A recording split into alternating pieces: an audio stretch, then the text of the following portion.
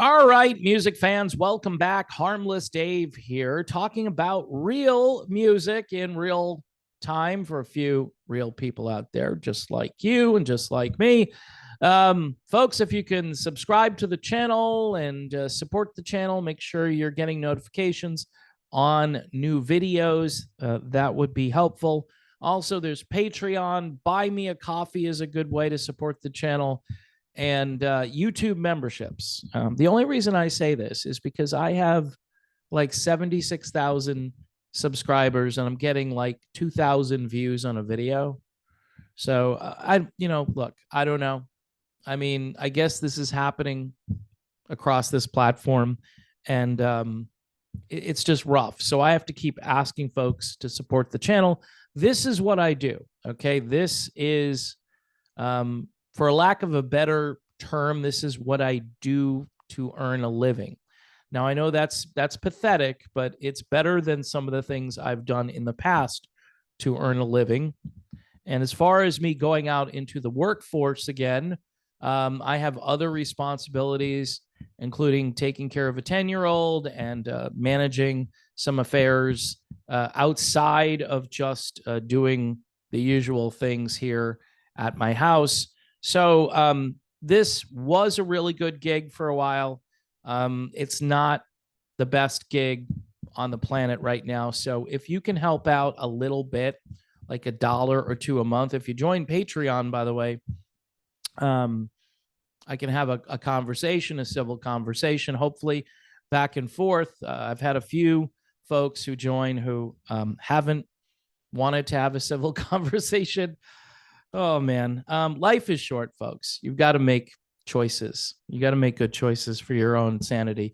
All right. I'm going to talk about how this 90s, well, 80s songwriter is talking about what happened in the 1990s. And he kind of says the quiet part out loud, which I really enjoyed. Here is a band you should check out. It's a project band. I know they're not going to be touring, I don't believe, but if you want some new material to go and listen to, T3 Nors and their album Naked Soul.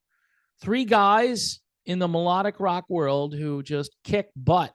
All right. You've got my buddy Robbie LeBlanc singing here, my other friend Kent Hilly, and Toby Hitchcock, who I haven't really interacted with, but all three of them make up T3 Nors. And this is their album Naked Soul. Just fantastic. This came out last year. A total winner. So if you want to add some music to your collection, there you go. Now, Desmond Child, who has written quite a few great songs or co-written them. You Give Love a Bad Name, Living on a Prayer. Also, I Was Made for Loving You by Kiss is a Desmond Child song. Didn't know that. With Aerosmith, you also get Angel and Crazy, and there are a bunch of tunes out there with his name on them as either chief composer or co-writer. He also wrote Poison for Alice Cooper. That's a perfect song for Alice Cooper, right? So in a new interview, Desmond Child is talking about the music he was making, and then the music that came along during the 1990s. He says that kind of music was overshadowed by Nirvana, especially Smells Like Teen Spirit and the whole Seattle sound, which brought in grunge. Yes, the grunge apocalypse begins. It was the complete opposite of the extroverted presentations. Chest out, reaching out, looking up. The new generation were what we'd call shoegazers. This is pretty good here, what he says. They just looked down because they had to, because they weren't really guitarists and they really couldn't play. Oh, man. You know, I've said this as a throwaway phrase, like, who are the great guitar players from the grunge era? Can someone point one of them out to me? So Desmond Child confirms what I think is true. He says they could play 3 or 4 chords and they had trouble with that. They were not virtuosos like Joe Perry or Richie Sambora or Eddie Van Halen or Steve Vai. who could light up the stage with their extraordinary players. The shoegazers were more conceptual. Some of them were art students that took up guitar. Their hair was in their face. They looked down. Their chests were sunken in. Their clothes were baggy instead of tight. You know, in hindsight, I like the baggy clothes. All right, just putting it out there. Everything was completely the opposite. Desmond Child goes on to reveal that while the kind of songs he was writing were no longer in vogue, he completely understood why. He says, that's how it is. Things swing one way, then suddenly it swings back the other direction. You can't have styles change like that unless you have a star. And Nirvana had a star that captivated everyone's imagination. I'm assuming he's talking about the late Kurt Cobain. Elsewhere in the interview, Desmond Child reveals how hearing Laura Nyro's Eli's Coming, which was a big hit for the band Three Dog Night, at an early age inspired him to write songs, how the best piece of songwriting advice he ever received was from Paul Stanley, and how Joan Jett has exquisite taste. So I guess there's an extended interview of this. This was just a portion of a longer interview with Desmond Child. It's funny, the title of the interview is they weren't really guitarists and they couldn't really play. They could play 3 or 4 chords and had trouble with that. Look, folks, we did get our music switched in the 90s. I know when I started doing this channel, I had a beef with the 1990s.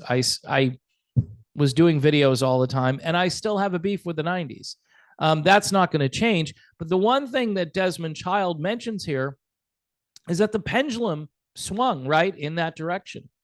It has never swung back. Now, there are indications out there, more like underground music type things where, you know, if you go to a certain website, you might be able to listen to a radio station that is playing new material by melodic rock artists like these guys. I've been featuring some synth wave stuff over on my Patreon page, which is quite good. People are shocked. They're like, I can't imagine. I can't believe that they're still making music like this. And yes, mostly in other countries like Spain and Portugal and Sweden. And I don't know. It's not big here in the United States, though. Not at all. I mean, it's dark radio. It's dark matter radio, like I did with the whole Pearl Jam video. And again, Pearl Jam, #1. After what, 33 years of dark matter, we continue. And that pendulum, Desmond, hasn't swung back. So as a fan of music, I would say, you know what? I think it's time. I think it's time for a melodic rock revival. I think it's time for a rock revival where you had a great guitar riff open a song, where you had a great guitar intro or piano intro or whatever. Now it's just, you know, a bunch of noise that hits you all at the same time and everything just blends together. That's why you need better production.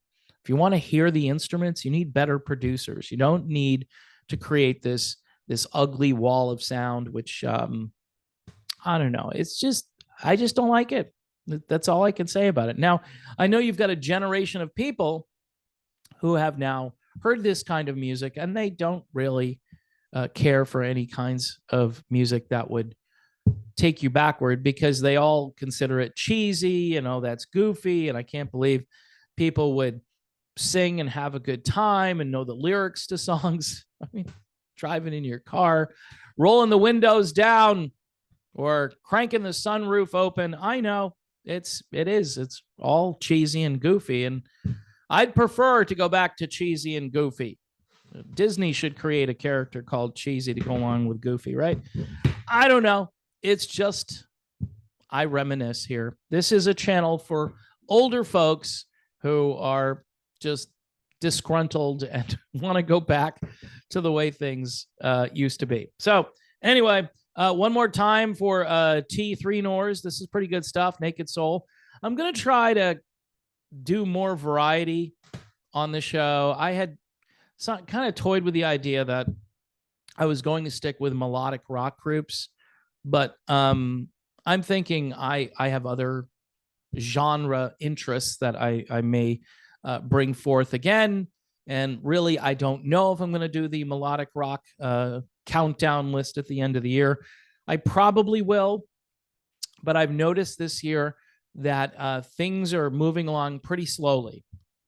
There's just not the music out there that I am all that interested in to share with the audience. There are a few songs here or there, and there are a few albums as well, but again, I'm not all that impressed thus far this year. Things could change, and I'm paying attention to the usual places. There are about two, or maybe you got two real great record labels, but then you've got three others that are out there that I pay attention to, but it's hard to get their stuff. It's hard to actually order a CD and have it delivered and not pay like $50 for it. So that's one of the things I'm up against right now. And that's why I still need your support. I am trying to buy music, but I can't always do it. I will be doing maybe some more screen sharing activity where I tell people, okay, go listen to this. That might be easier, but there's something about owning a physical copy. I don't know. I just can't let go of it. I am very old school with regard to that. So again, everyone, thanks for watching. Thanks for putting up with me. God bless everyone. Continue to pray for peace around the world and in the Middle East. Pray for the United States. Pray for these elections in the year 2024. Maybe you should just not be into politics. It's a lot easier. You can check out my other channel called Politically Homeless, where most people just disagree with me. It's fun. It's fun. It's just, I wish I could just go along to get along, but it's something I struggle with. It really is. So anyway, I will see you soon.